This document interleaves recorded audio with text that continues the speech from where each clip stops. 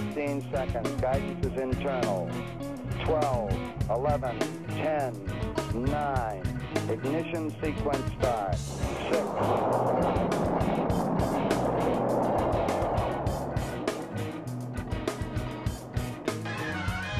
This is 420 Law Office Radio.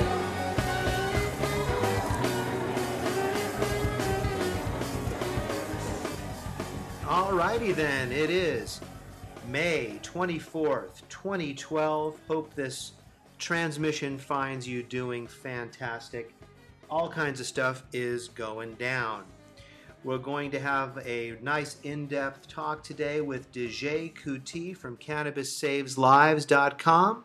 We've got some news stories read from coverage on the web, as well as some clips culled from the web. I hope you'll enjoy them, and I hope you're enjoying and planning a long weekend and maybe even a holiday week as we speak. Here comes some information all about medical marijuana law. This is Stewart Richlin from 420 Law Office. Please consider this general information, not necessarily applicable to your own case. To hire me requires a written retainer agreement and payment thereon. But please enjoy this general information, and here comes some now. Hope you enjoy it. This is 420 Law Office Radio. Alrighty then. Well, this segment we are joined by DJ Kuti. DJ has CannabisSavesLives.com, and of course it's part of a nonprofit organization. She's part of the Patient Advocacy Network. Today we're going to cover a couple of topics, DJ. I've got to say right off the bat, congratulations are in order to you and Patient Advocacy Network with your work with Nancy Pelosi recently. Tell us a little bit about that. I read about that in the newspaper. Oh, thanks. Yeah, we've been working with Nancy Pelosi's staff since January of 2007. We first approached her office. This is while she was then Speaker of the House. And we approached her office about, at the time, the smash and grab raids. At that time, the DEA was mainly coming in, as you know, just emptying the cookie jar and not pressing any charges, convicting anybody. We only had a handful of people actually go through the court system versus, gosh, I mean, we had like 70, 80, 90 raids at some point, you know, when you have like a dozen in San Diego and then a dozen in LA and then 6 after that and a few here and a few there. It really started to add up. And so we were talking about that with Nancy Pelosi.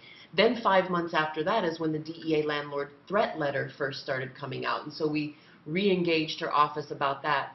And basically each time what she was telling us is, well, you know, I represent San Francisco. When it hits San Francisco, I'll, you know, then I will be more apt to do something. And that's exactly what happened. At some point, the DEA landlord threat letter came to San Francisco. And then, of course, now we've got these new threat letters even since then. And San Francisco has lost almost half of their licensed dispensaries as a result of this federal crackdown that began last October.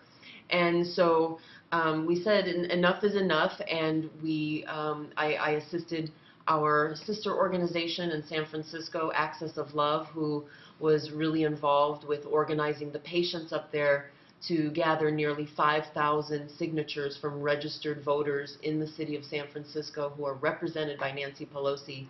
And those were delivered to her office.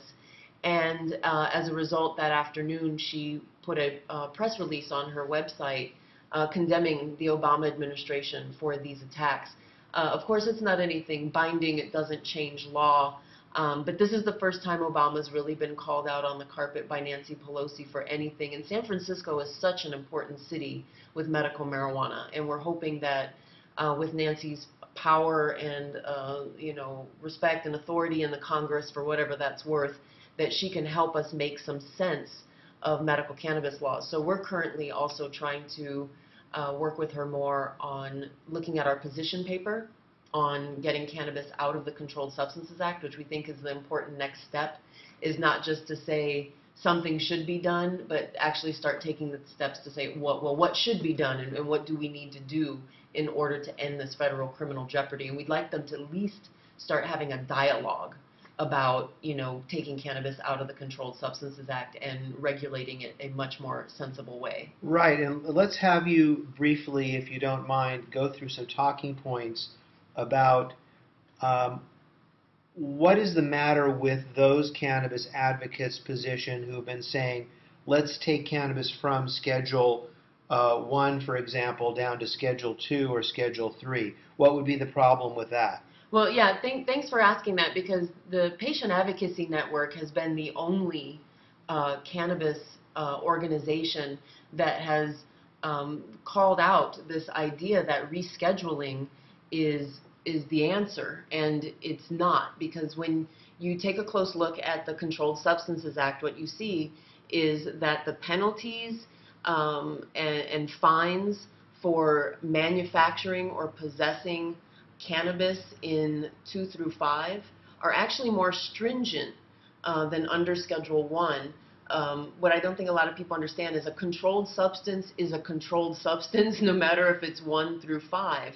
And the only entities that have the authority to manufacture or dispense a controlled substance is either a university or a pharmaceutical company. And basically what that means is that university research would probably grow it. There has to be titration, testing. That's the kind of thing that people don't understand about the provisions in the Controlled Substances Act, is that in order to comply with it, you have to have a license, there has to be testing. These are all hoops that dispensaries and cultivators will not be able to jump through. What we did find out is by looking at different law, because you don't want to ask Congress to reinvent the wheel or create something new, so we wanted to find a law that's already in existence that works. And when you look at the law for growing hops and producing beer and growing grapes and producing wine, it is very similar to the systems that are already in place in the medical marijuana states for cultivating and dispensing medical grade cannabis. Excellent, excellent. Well said. Now, unfortunately, listeners to this program know that it's my educated guess or theory that the reason for the recent federal crackdown is that the Obama administration supports the rescheduling approach, and that basically what we are seeing is a protection of the government patent, which is being licensed now exclusively to one company in this country who will have the monopoly on cannabis medicine in the pharmacies. And so this is a play, in my opinion, that is being done by the Obama administration to ensure the value of that license and that patent to those investors. And so I'm very concerned that the government has given a monopoly already on cannabis medicine, that we're going to see a rescheduling. But again, that will not have any benefit for the mom and pop patient, the mom and pop collective, the mom and pop garden. Yeah, that's what I think a lot of people don't understand about the Controlled Substances Act, is that rescheduling is basically the pharmaceuticalization of cannabis. And the provisions that I mentioned to you are actually ATF provisions, alcohol, tobacco, firearms, and I focused on alcohol because that's the other thing. You can't grow your own tobacco in this country either, and so there's quite a few. Well, you can grow your own as long as you don't sell it. I'm quite certain. And I think it's different from county to county around the country, from what I've been talking to people recently, or you can get it, but you have to grow it for the state, or there's certain taxes you pay if you grow it and things like that. So there are definitely restrictions on the cultivation of tobacco. And like I said, what I was trying to do is find, is there a law that's similar to what we're doing now? And beer and wine is very similar, because, I mean, the nice thing about the beer and wine model is you can brew your own beer at home. You can grow your own hops. You can buy a decent patch of land and start growing your own grapes and provide wine for many people. You can become the king of beer and have a Budweiser plant multiple places around the country. There's different levels, the way that the beer and wine model work, that I think satisfy not just the mom and pop, but, in the eventuality that cannabis ever becomes a much larger scale, even a recreational type setting, this law would even work for that as well. Well, I agree. I think that that's an excellent model. So there was another thing that you wanted to bring up besides the Nancy Pelosi situation. Well, Was that yeah, just the scheduling? yeah, that's of course getting Congress to look at how to effectively end this federal jeopardy. What we have going on in the state of California is our state legislature has a couple bills going on right now in order to try to regulate collectives or, add some type of clarity to the law, which is something we hear a lot about in California. And we put on our blog, and for your listeners that are looking for our position paper, it's on our blog. The press release and so forth about the event with Nancy Pelosi is on our blog, as well as a link to her press release is there, as well as this article, which is about AB 2312 and SB 1182. What's your position on those? Well, when I looked at them, the first thing I noticed is AB 2312 is just thick with bureaucracy. It creates a 9-person appointed board that has no oversight. Nobody oversees these overseers. They're going to establish fees and taxes and all kinds of other, and then decide the fate of every collective in the state that is not already in a city that has regulations. So if there are collectives in the state that are in good standing and have a license in their local community, which would be, a handful of places, Palm Springs, West Hollywood, Malibu, Oakland, Berkeley, San Francisco, those places, they have regulations. If collectives have a permit in those areas and they're in good standing, they have an opportunity for grandfathering through the state system. For everybody else, you have to kind of shut down and apply and wait to be approved. And I don't see how this helps safe, affordable access to shut down some of the oldest players in the state just because they live someplace where the city can't get it together. So there's that. There's also a restriction on patients getting recommendations from doctors and setting some different fines for criminality for things like that. So it just seemed like it was just ripe for corruption and problems, and like I said, especially without any oversight. Mark Leno's bill, SB 1182, it simply seeks to adopt certain provisions of the Attorney General guidelines as law, which, again, it's kind of that simple thing. It's something that collectives argue that they're already doing, being a private membership, closed loop, nonprofit establishment of legally qualified patients. That seems like a good place to start, as opposed to let's create a 9-person appointed board of people where there's no oversight with all these people get salaries and benefits and it just, come on. I mean, we've got enough of a budget crisis.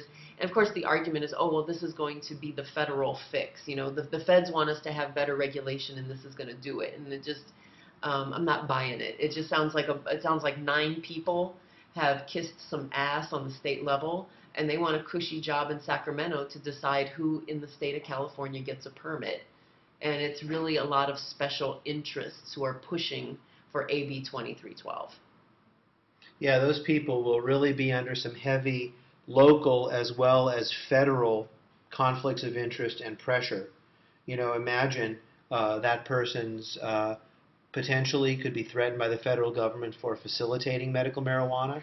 At the same point, they may have certain friends or family who wish to have licenses, or who knows what. Oh yeah, absolutely. And so we have to remember that the basic gist of things is that the law says that it's patients that have the right to cooperatively or collectively associate within the state to do certain things.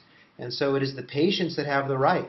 So any time that we're delegating or giving that right away now to some bureaucrat or to some special group is actually taking away rights from the patients and giving those rights to someone else. And as you mentioned, without oversight. So right, and it's not just the collectives, like the storefront collective as we know about it and talk about it.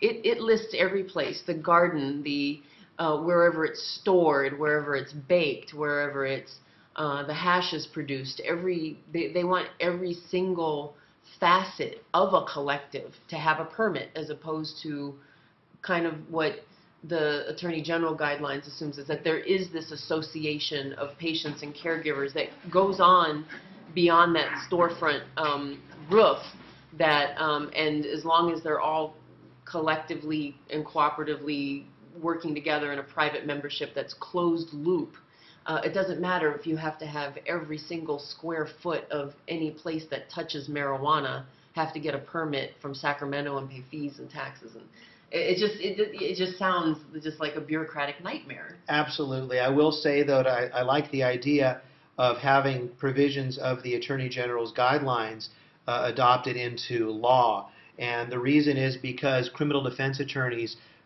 frequently run into kind of a wall with the judges. The judges know that patients and law enforcement have been relying on the guidelines. Yet, judges will not allow the guidelines to form the basis of jury instructions. And so we get a disconnect.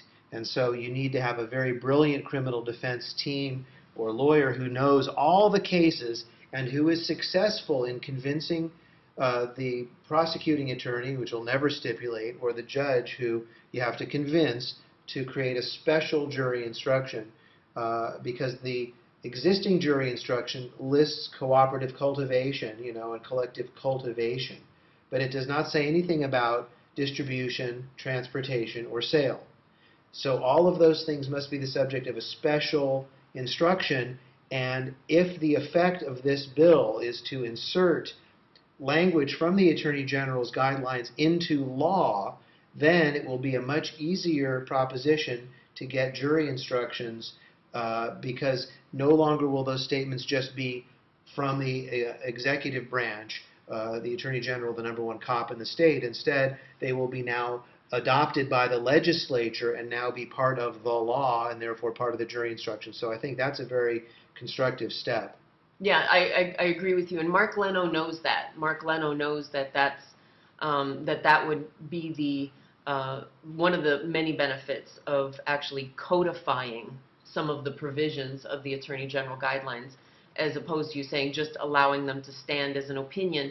Because just like what you have witnessed with that in court, I've seen the same thing on the local level, where you have somebody tries to argue, well, the Attorney General guidelines indicate this, and you're always going to have someone on the elected body say, well, that's not law, that's just Attorney General's opinion.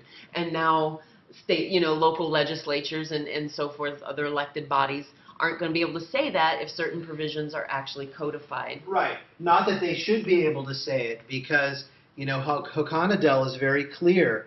The case says the Attorney General's guidelines are to be given substantial deference, by judges.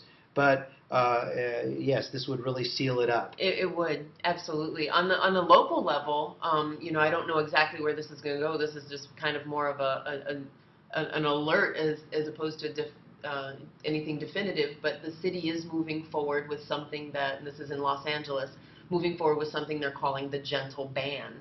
And I don't know how how familiar you are with how this process is going to work, with the way this is written, and the fact that we have collectives here in Los Angeles who have reached different settlement agreements. No, there's been no settlement agreement. Nobody's finalized. Absolutely not. Absolutely not. In fact, settlement discussions broke down, and the case is going to go back to Judge Moore, in my opinion.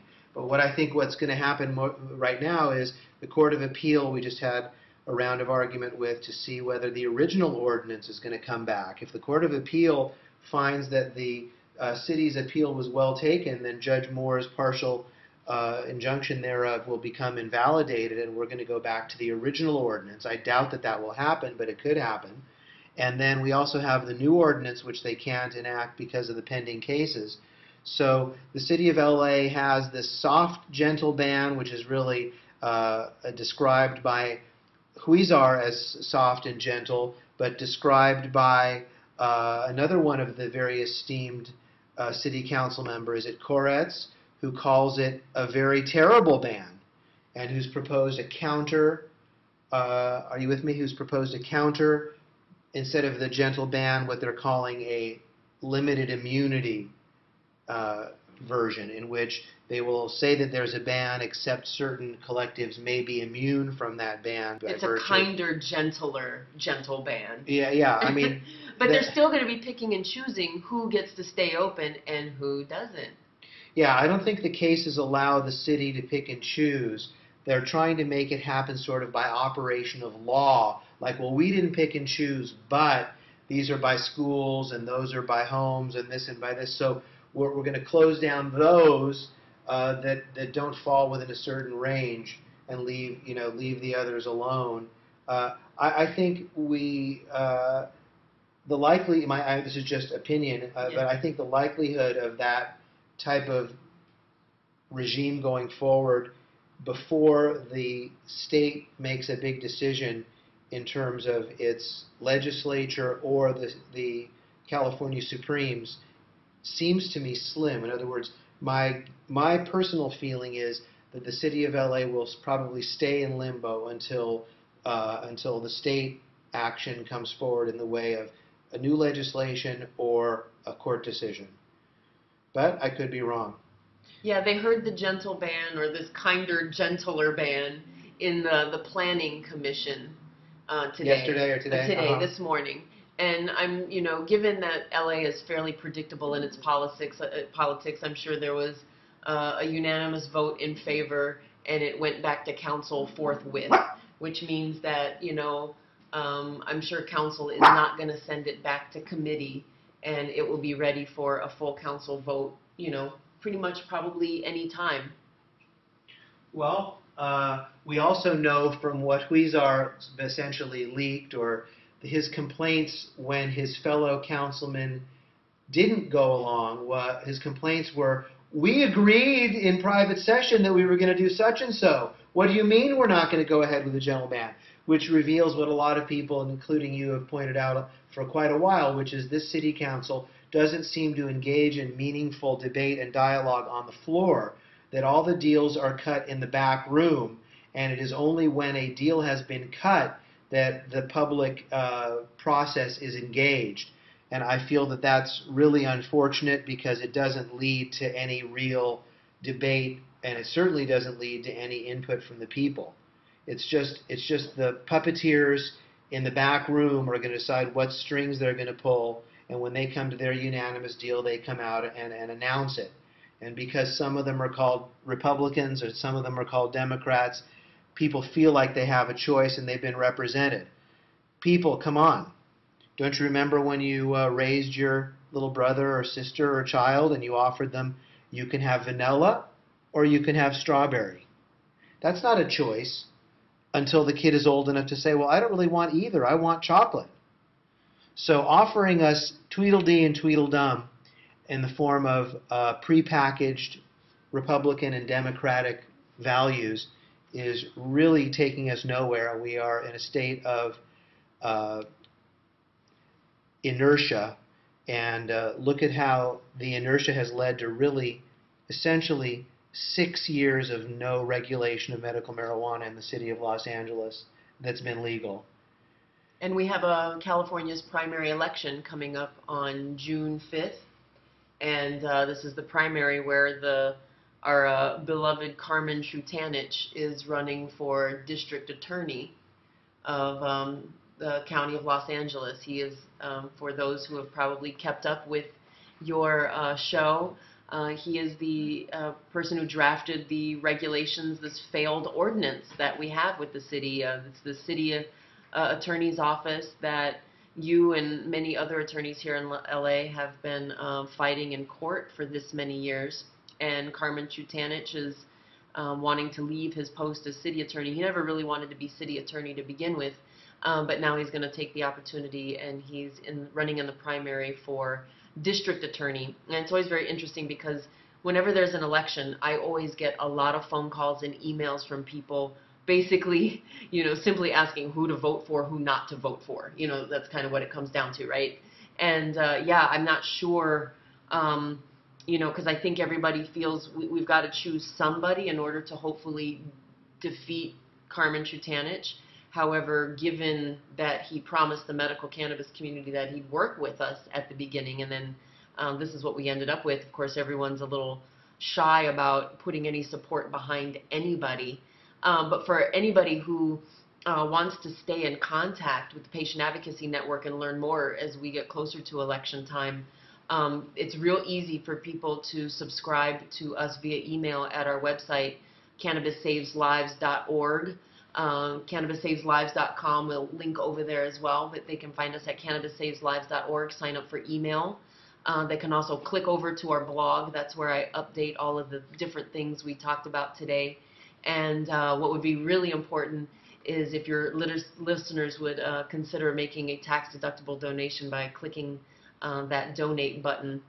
This federal crackdown and some of the antics of our city attorney's office have unfortunately put some of our really long-time sponsors in a really tough situation, and PAN can really use some extra support and gather a few more extra sponsors so that we can continue this dialogue with Congress. I mean, while we've got the door open with Nancy Pelosi and we want her to talk about this position paper, we also want to get this position paper in the hand of every other member of Congress, and we've got a lot of work to do. We're willing to do it. We just need some additional support to make it happen. Yeah, and you guys, there is an obvious choice out there. Those of you that are good judges of quality can see that DeJay brings a level of depth and expertise to this that you're not going to see with any other entity that is claiming to represent the patients. Many of those other entities have huge conflicts of interest, such as board members with collectives in this or that town, or with this or that axe to grind, or with this or that bread buttered, or with this or that product or service they're trying to hawk. There is really only one pure patient advocate with the intelligence and the verbal dexterity to get this information out there. I'm so glad to have her with me as a special guest. It's DeJay Kuti from CannabisSavesLives.org. And hit the PayPal button, you guys. Let's keep her busy and employed here in town. Let's keep this nonprofit 501c3 going. And so do that, and you'll really be amazed if you're a defense attorney or a medical marijuana attorney listening to this radio show, and you're not already subscribed to DeJay's newsletter. You're missing insights that you need. So thank you very much for joining. Thanks, Stewie. Thanks for having me. Pleasure. We know our president has said in his own book, Dreams from My Father, 1995, before entering politics, he admitted that he'd used marijuana and maybe a little blow. Maybe a little blow. Maybe a little blow, which, as you know, is crazy talk. Maybe a little blow is what someone who uses marijuana every weekend says. If you used it once, you went, man, I used cocaine once, it was crazy. Yeah. But if you use it every week, you go, maybe a little blow. That's such an odd, casual way to say, yeah, maybe a little. Now, he has not left this to states' rights. As you know, medical marijuana, as our good friend Joe Rogan will point out to you anytime, medical marijuana you can get in California. And the feds are coming in to try to stop this. They're still arresting people, States' rights don't mean jack shit to the Obama administration on anything except gay marriage. What troubles me about this is, it is not hypocrisy, because as everybody knows, hypocrisy doesn't bother me very much. You like hypocrisy. And so Obama... And yet you feel this is worse? I think it's beyond hypocrisy. I think it's something to do with class. You know, and a lot of people have accused Obama of class warfare, but in the wrong direction. I believe this is Obama chortling with Jimmy Fallon about lower-class people. Do we believe, even for a second, anybody believe, that if Obama had been busted for marijuana under the laws that he condones, would his life have been better? If Obama had been caught with the marijuana that he says he uses and maybe a little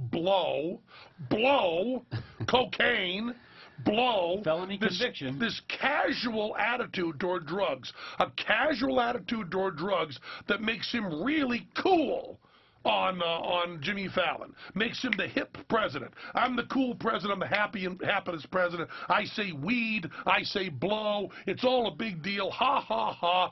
Huge laugh from the college students. And if he had been busted under his laws, he would have done hard fucking time. And if he had done time in prison, time in federal prison, time for his weed and a little blow, he would not be president of the United States of America. And he would not have gone to his fancy-ass college. He would not have sold books that sold millions and millions of copies and made millions and millions of dollars. He would not have a beautiful, smart wife. He would not have a great job. He would have been in fucking prison, and it's not a goddamn joke. People who smoke marijuana must be set free. It is insane to lock people up. Now, people bust me all the time for carrying on about how I've never had a sip of alcohol, never had a puff of marijuana, never done any drugs in my life. They say, why do you always bring that up? Well, maybe in this case it's okay to bring it up, okay? I've never had a puff of marijuana. I've never had maybe a little blow. I've never even had a glass of wine. All right? None of that shit. But the people who do any of this stuff do not deserve to be in prison. Throw some numbers at me, Godot. 750,000 people in jail for victimless crimes, a great number of which are marijuana. 1 in 6 people in jail are there for marijuana. Not 1 in 6 people of victimless crimes. No, 1 in 6 are for marijuana. 1 in 6 people in prison. 1 in 6 people in prison. 1 in 6 people in prison are in there for weed that Jimmy Fallon and the President of the United States of America laugh about. Ha, ha, ha. And then does this addendum that maybe will help them with treatment. Treatment from the fucking government? You need treatment? You smoke dope? You're President of the United States. You did not need treatment. Let the people go. And we've put more people in jail than any civilized country ever has. The people who are in jail are predominantly African American. They're predominantly poor. But politicians who are busted for marijuana, who go to jail, you cannot be a politician. These laws would not allow us to have the President of the United States of America that we have now. It is not something that you laugh about. It is this goofy kind of thing. Can you imagine if your child were doing time in prison for marijuana? Hello, my name is Stewart Richlin, and I've been an attorney for about 25 years, focusing on the rights of medical marijuana patients for about 5 years. If our office can be of assistance with reference to any situation you have, please give us a call at 888-420-LAW-1. That's 888-420-LAW-1. Are you making any of the following mistakes with reference to medical marijuana law? Are you unaware of federal law and the strict prohibition against growing, selling? Are you aware of state law and the requirements with reference to nonprofit, etc.? And are you in compliance with your local municipality and county rules? You may need a compliance check. You may need an expert witness. I've been qualified in court to testify with reference to the corporate structures on medical marijuana. If you need any of the services that I've described, or if you'd like to confront your city in litigation, as we've done with the Los Angeles litigation, in which my office is one of the proud, successful plaintiffs' lawyers that obtained an injunction against the City of Los Angeles marijuana ordinance, please give us a call so we can be of service. Thanks for listening, and take good care.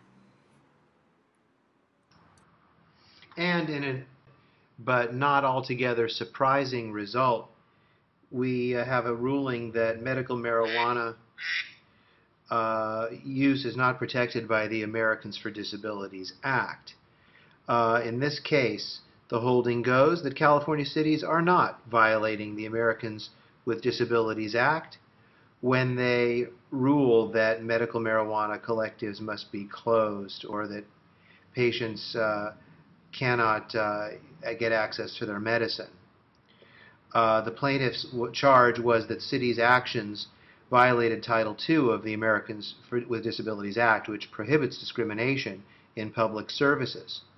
The court ruled that they recognize that plaintiffs are gravely ill and that their request for ADA relief implicates not only their right to live comfortably but their basic human dignity, said the court. However, they also acknowledged that Congress has made it clear that illegal drug use is not protected by the ADA. Therefore, they necessarily concluded that plaintiffs' medical marijuana use is not protected by the ADA. The court disagreed with plaintiffs that their marijuana use falls within the ADA's exception for drug use that is supervised by a licensed healthcare professional. In light of the text, legislative history, including related congressional activity, and the relationship between the ADA and the Federal Controlled Substances Act, they agreed with the district court that the doctor-supervised exception is not applicable for medical marijuana. Well, that's not totally surprising. I mean, going to the federal government for protection for medical marijuana when it is still considered a federal felony is almost nonsensical. But it was a good attempt to extend the protections of the ADA to medical marijuana, which would have been a great backdoor to instant federal legalization. Unfortunately, it didn't fly. A justice on New York's Supreme Court has written an op-ed for the New York Times, and he makes the case for marijuana legalization, especially medicinal marijuana legalization. So this is Judge Gustin Reichbach, and on his 62nd birthday, he was diagnosed with pancreatic cancer. The doctors told him that he only had about 3 to 4 months to live. Now, 3.5 years later, he's still alive, and he's going through treatments, chemotherapy, radiation, and it's just grueling. It's really harsh on his body. And he says that he's tried everything to get his appetite back up, deal with the pain. He's taken prescription medication. But he says, look, I take prescription medication, and all of a sudden I have issues with my other organs. So there is another solution, and that solution for me has been marijuana. Okay, so I want to give you a piece of his op-ed. He says, inhaled marijuana is the only medicine that gives me some relief from nausea, stimulates my appetite, and makes it easier to fall asleep. The oral synthetic substitute, Marinol, prescribed by my doctors was useless. Rather than watch the agony of my suffering, friends have chosen at some personal risk to provide the substance. I find a few puffs of marijuana before dinner gives me ammunition in the battle to eat. A few more puffs at bedtime permits desperately needed sleep. Why are we in people's lives? Why are we in their business, man? I think if you're a libertarian, or theoretically if you're a conservative, if you actually cared about ideology and principle, the idea of getting into somebody's, having big government, getting into somebody's private life so much that you're saying, well, you know, I know you're really sick and I know you're suffering, but I want you to take this and not that. Okay, and I want you to do this, but not that. No conservative that actually has any sense of what their principles ought to be, that understands their principles at all, should be in favor of that. Aren't libertarians faced with a conundrum when it comes to this issue? Because libertarians are for big business, right? They're in favor of allowing businesses to prosper, and in the case of marijuana, you know, there are for-profit prisons that prosper. At some point, it'll be pharmaceutical companies, but at the same time, they're socially liberal. And in this case, they're not being socially liberal. I mean, some of them are, don't get me wrong, right? So it's a little bit of a tug of war, and I'm curious to see how they come out on this. I think libertarians have been more principled on this. We are finally pulling out of the war in Afghanistan, or at least they've promised us we're pulling out. But I've got a bigger quagmire for you, the war on drugs, which brings us to the number of the day, 56. That's not a rapper. That's the percentage of Americans who, according to the not exactly liberal Rasmussen poll, now favor legalizing and regulating marijuana the way alcohol and cigarettes are.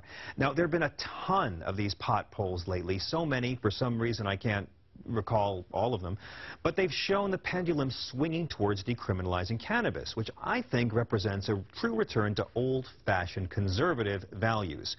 Let me explain. Pot was only made illegal back in 1937, so having it be legal is technically the conservative point of view. Washington grew it, Jefferson grew it, Ben Franklin started our first colonial printing press using hemp paper. I'm not saying he smoked any. Lots of sober guys fly kites during thunderstorms. And it was as American as apple pie, and they all knew if you smoked the floury top part of the hemp plant, you'd want to eat a lot of apple pie. In colonial days, the biggest drug problem in the colonies was the same as today: alcohol. Now, our first Republican president, Mr. Lincoln, famously wrote, "Two of my favorite things are sitting on my front porch, smoking a pipe of sweet hemp, and playing my Hohner harmonica." That's right, our first Republican president wrote that. And who among us, friends, would ever want to deny Abe that simple pleasure, especially after he got Mary Todd Lincoln's shopping bill?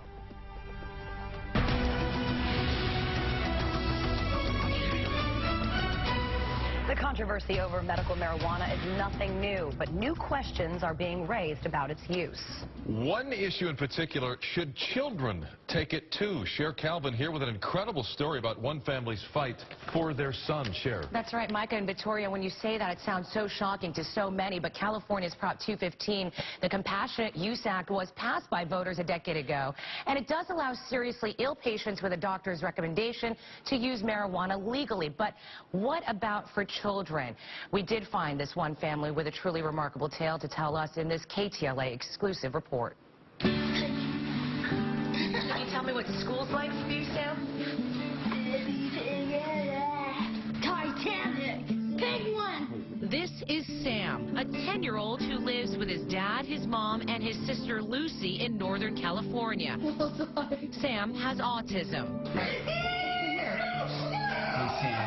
From age 2 till 8, Sam's disorder made him violent and aggressive. His parents, Steve and Angela, were truly living a nightmare every day.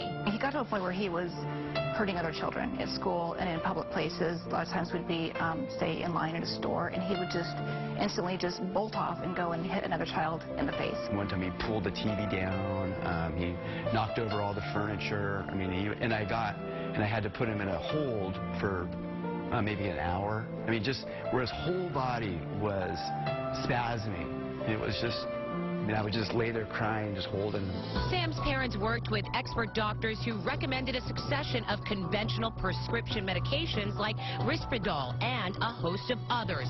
But Sam just gained 20 pounds and became harder to handle.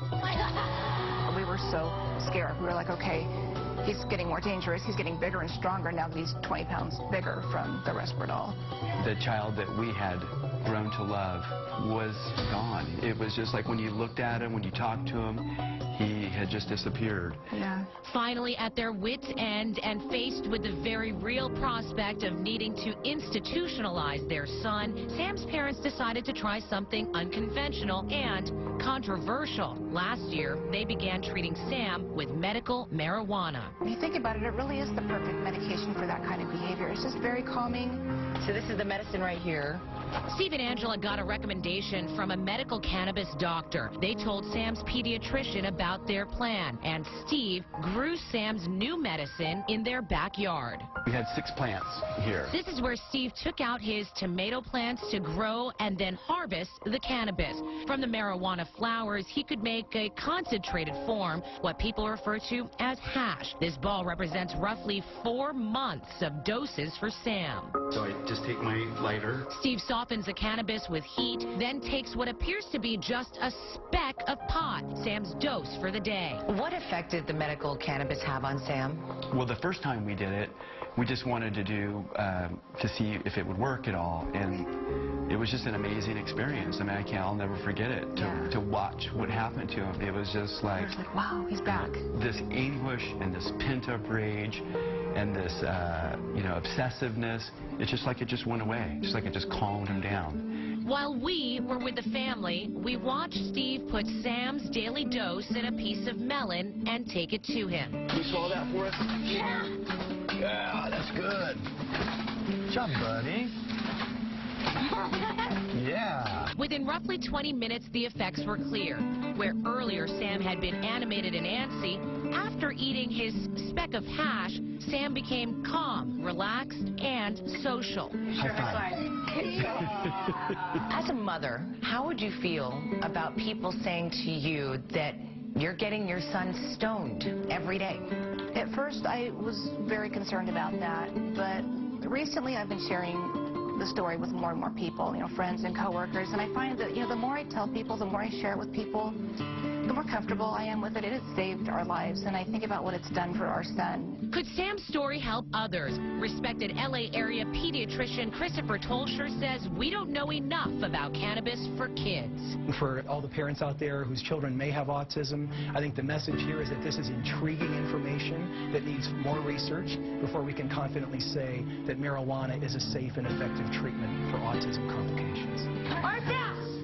But for this California family, medical marijuana has literally been an answer to their prayers and a homecoming for their son. It was just a medication that we saw that gave us the results that we were always hoping for. And he was happy.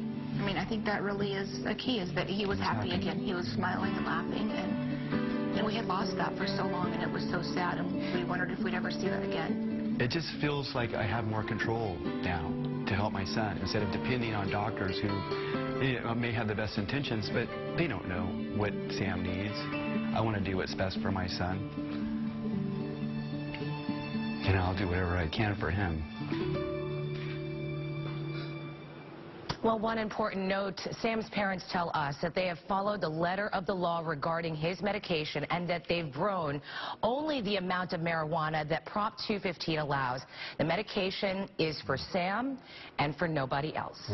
Now, Cher, does he take this medication every single day? They started off at 7 o'clock in the morning. He would take it. Then they would give him a second dose in the afternoon. But after 2 years, he started this at 8. He's now 10. They sometimes don't have to give it to him and only give it to him as needed, which is incredible. It really has changed his behavior, according to them. Wow. All right, Cher. Terrific story. Thank you for the reporting. And for more on Sam's story, information on treating children with autism, you're all probably aware through the work of the hemp people that cannabis holds many benefits, not necessarily related to its properties as an intoxicant, but as a source of food, lubricant, plastics, fuels, etc. The reason the establishment is so hysterical on the subject of cannabis is because it erodes loyalty to the industrial state. I mean, that's why, if you look at the pharmacological profile, let's contrast two familiar drugs. One, caffeine. We have the medical data which shows that it can contribute to fetal malformation. We know that it damages the liver. We know that it, if abused, can cause severe stomach ulcers, so forth and so on. Cannabis, and vast amounts of money have been spent trying to find something wrong with it, and they're still digging, folks. I mean, they've decided it doesn't cause tits on statues. It doesn't, all the screwy things they've come up with over the years have had to be abandoned. Why is caffeine enshrined in every labor contract negotiated in the Western world as a sacred right of all workers twice daily? And why is cannabis, you can lose your house, your automobile, your bank account, your art collection, simply because you had 6 plants in the back 40, and your children. Why this disparity? Well, what is the effect of caffeine? It makes it possible for you to perform your duties during the last 3 hours of the work cycle with efficiency equal to the first 3 hours of the work cycle. It allows people to tolerate spinning widgets onto gombers until hell freezes over without a thought ever rising in their mind that maybe this is a ridiculous way to spend your life. Cannabis, on the other hand, people aren't so interested in going to work. They'd rather lay around and make love. They don't want to watch TV. They'd rather smoke a doobie and have a conversation with a friend. In other words, these things promote activities which don't make anybody any money and cause people to question the institutions and the social philosophies that are being shoved down their throats. If the playing field were level, caffeine might well be a prescription drug, not that I think that's a good idea, and cannabis, I think, would probably be freely available. The most dangerous drugs in society in terms of detrimental social impact are alcohol and tobacco, the two most freely available. I mean, every street corner of every city, they're peddled in vast amounts. We have a very crack-brained approach to the problem of drugs. We're not the only society. All societies seem to do this. Out of a possible spectrum of 20 or 30 depressants and intoxicants, most societies select 3 or 4 which they hail as harmless, and then the rest are, the seed of Satan. And this attitude is persevered in against all scientific data, against all medical research. This is just what people choose to think. The problem is we don't have the luxury of this kind of ignorance anymore. The amount of revenue that could be accrued from cannabis economy, the pressure that could be taken off petroleum extraction if cannabis were part of the picture. All of these things make it incumbent upon us, I think, to think more creatively and more honestly about which drugs really are posing The active chemical in marijuana kills brain cancer cells. The study suggests that THC causes brain cancer cells to essentially eat themselves. In both studies with mice and humans, tumors exposed to the drug shrank. The study's authors say patients didn't suffer any toxic side effects, and the results could be used to develop new strategies for preventing tumor growth. Strong evidence the active ingredient in marijuana may stop early cases of Alzheimer's disease. Researchers at the Scripps Institute found THC may prevent the progression of the disease by preserving levels of an important neurotransmitter that allows the brain to function. The discovery could lead to a more effective drug treatment for Alzheimer's, which is the leading cause of dementia among the elderly. Here's a story you'll want to remember. Could marijuana really help with memory? A new study out of Ohio University is looking into that possibility. Scientists say that specific elements of marijuana can be good for the aging brain by reducing inflammation. They also say it could possibly even stimulate the formation of new brain cells. Inflammation of the brain is believed to contribute to memory impairment. Hundreds of studies suggest cannabis oil specifically has potential. Harvard University did a study where brain cancer was being cured by cannabis oil. But there are roadblocks to continuing that study. We can't use it on humans because basically the government has taken all the rights. At Canada's University of Saskatchewan found that a synthetic chemical derived from marijuana actually makes new cells grow in rat brains, Mr. Capehart. After giving rats high doses of the chemical, researchers found a 40% increase in new brain cell formation.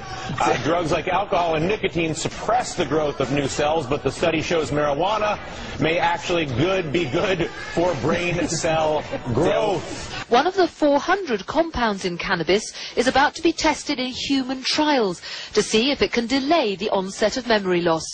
A plant so controversial for its mind-altering qualities is exciting experts about its possible clinical benefits. Cannabis, as it is, normally smoked, has mind-blowing properties, and there are compounds in there which has this hallucinogenic properties.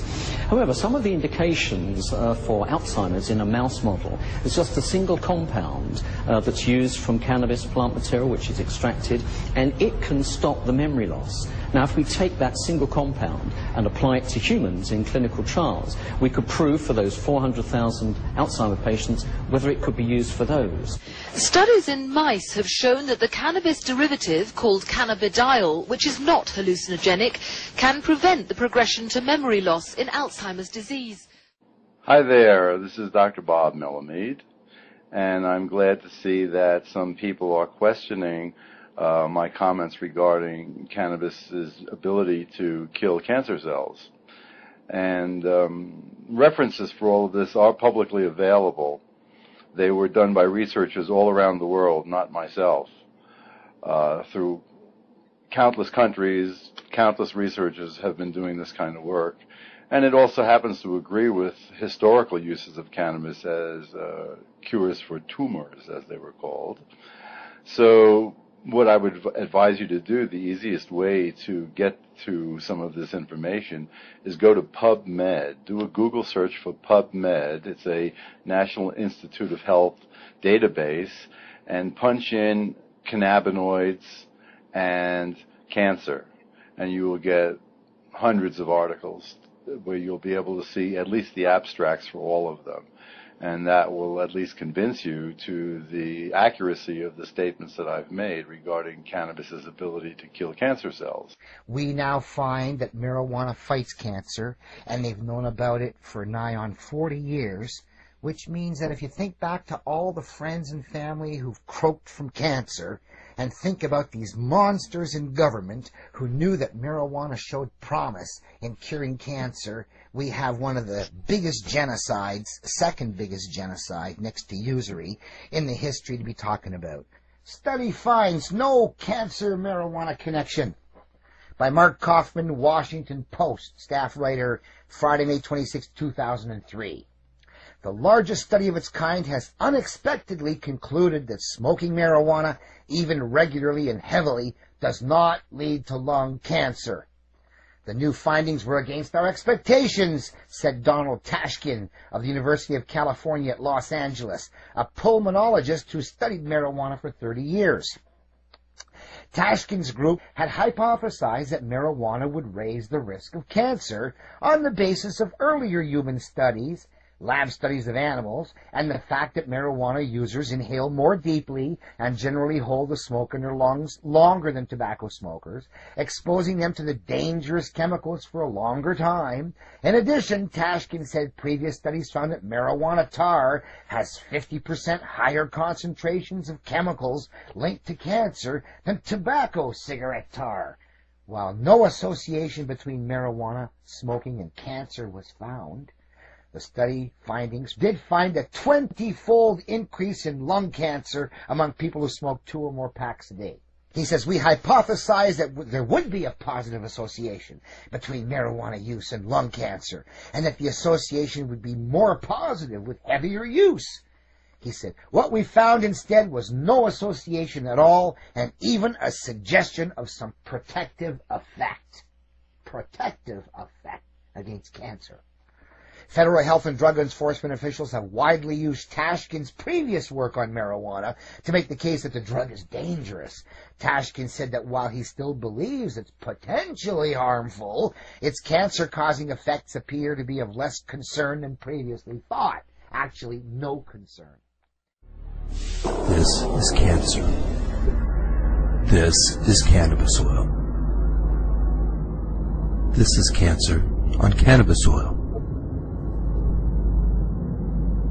Any questions? I'd have questions too if I was you. So here's my story. My name's Dave Triplett, and I cured my skin cancer using cannabis oil. Several years ago, I had 2 lesions removed from the tip of my nose. In 2009, the lesions began to return in several places.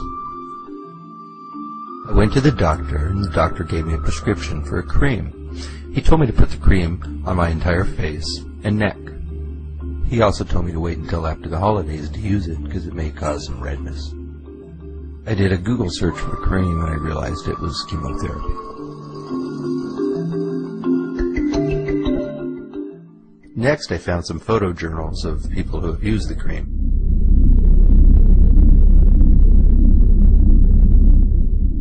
The photos, as you can see, are quite alarming.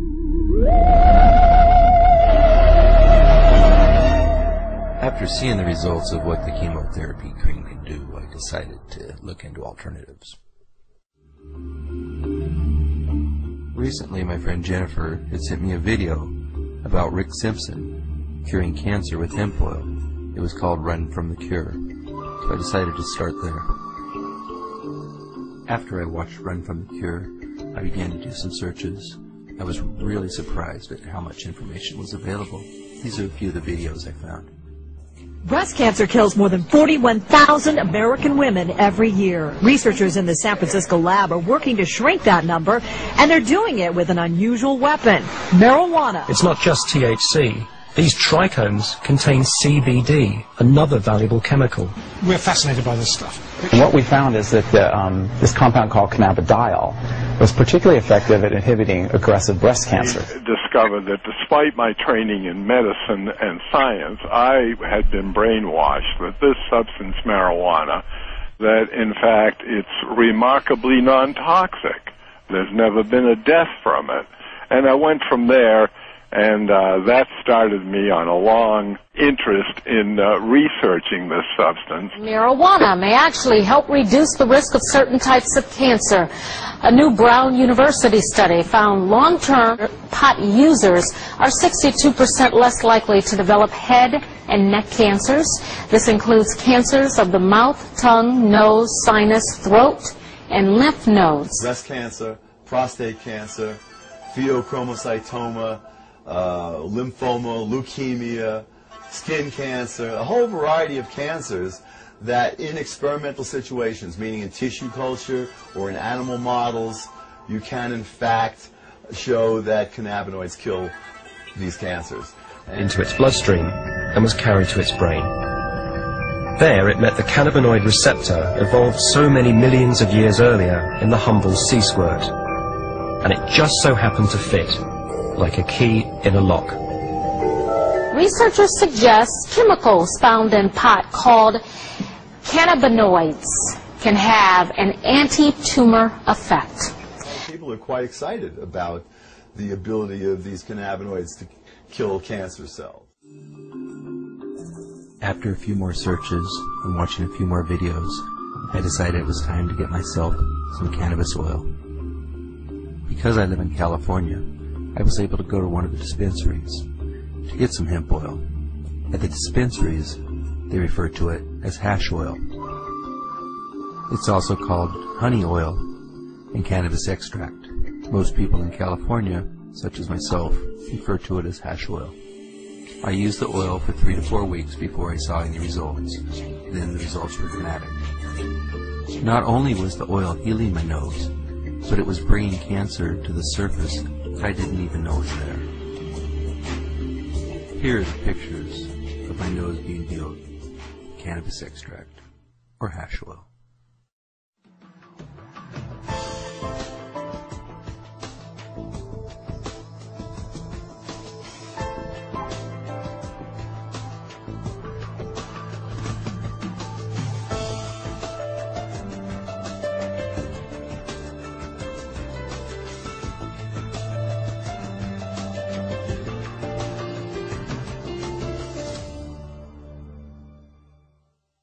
As you saw, the cancer was pulled to the surface and healed. Pretty dramatic. In this side view, you can clearly see the cancer being pulled to the surface and healed. The greenish brown stuff you see is the oil.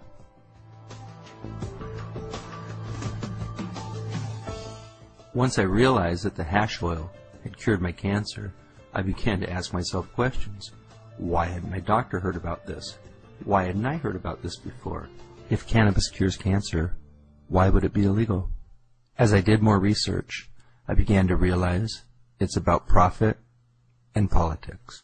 But unless big pharmaceutical companies are behind these things, they may go nowhere. Is that it? Well, actually, Lloyd, I've had 2 other stories where drugs have shown great promise in the preclinical phase, and because they were orphan drugs and no one picked up, nobody could get the patent on it, they've gone nowhere. Drug companies won't be interested in funding studies for a drug that won't make them a profit. This drug has great promise, so why aren't companies and institutions lining up to get behind it? Because the drug isn't patented, if someone invests in researching it, they're not going to make a profit because anyone can make it. It costs, some say, about $100 million to get a new drug through all the phases of testing onto the market. So it will be interesting to see if this old drug actually gets a new chance at becoming an anti-cancer medication. Typically get this eureka kind of feeling, and it's actually the most exciting thing scientists can get. I'm not going to have time to go into the history and politics of cannabis. I'll save that for the next video. I can tell you that cannabis used to be a very, very common medication. It was available in many forms. Here's a few examples of antique cannabis medications. This is a homeopathic cannabis sativa bottle. These are some cannabis indica tablets. This is a cannabis indica cough syrup.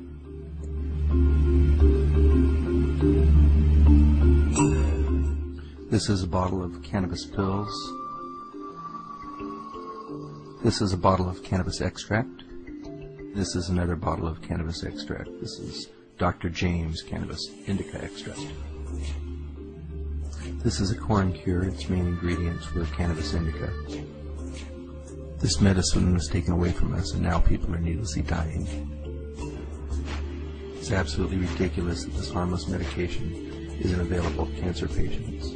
I ask you to please do everything within your power to get the word out that cannabis, without a doubt, cures cancer.